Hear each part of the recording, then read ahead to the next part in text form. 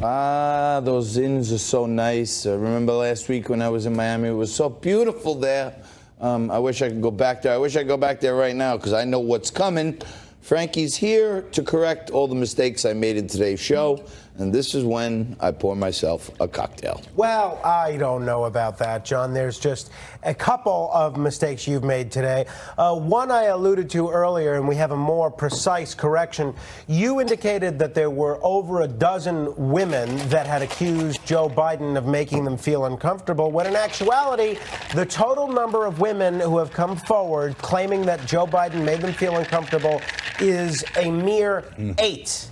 Now, in over 4 decades of politics, if you've only made 8 women feel uncomfortable, and the vast majority of whom are supporting opposing presidential candidates, I'd say that's a pretty good ratio. Yeah, I mean, you've made 8 women feel uncomfortable just this morning. Just today. The way he creeps around this place. Cece, Jacqueline, Irida, just on the floor alone have said that I've made them feel uncomfortable. Yeah, have a cocktail. Apologies to all of you. All right, I said 12. It was only 8. All right. Fine. You also... I'll take that one. In your very warm introduction to our leftist independent journalist, you indicated that Walker Bragman's name was actually Walter Bragman, but in fact it is Walker Bragman. I like to call the left-wingers by the wrong name to make like I don't really pay attention to them, but we are having them on, which is, that's a big move, but if I call them the wrong name, it's like, whatever. Well, like George H.W. Bush said Saddam Hussein, he wouldn't say Saddam. Right, exactly. You know, you don't say Barack Obama. Right, You know what I'm saying? I get it. Okay, fair enough. You know what I'm talking All right, penultimately,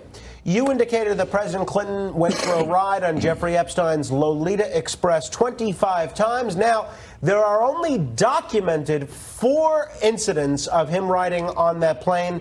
However, the accusation is that it was 24 times that he was on his plane. There are 4 times documented that Bill Clinton actually went and signed a document to get rid of his Secret Service detail. There's 4 of those that he didn't take his detail. So when you're the president, those guys are up your rear end every minute of every day. And when you tell them, hey guys, see you later, take a little walk, you might be up to no good. I don't know, but he was up to no good in the Oval Office, so God knows what he was doing on Epstein's jet or private island. I'm sure there was finally, John, speaking of sucking noise you talked about yesterday, with all the oxygen coming out of the room. Finally, John, speaking of Mr. Epstein, you indicated that the president was getting a lot of criticism for a previous quote in which he called Mr. Epstein a fine guy.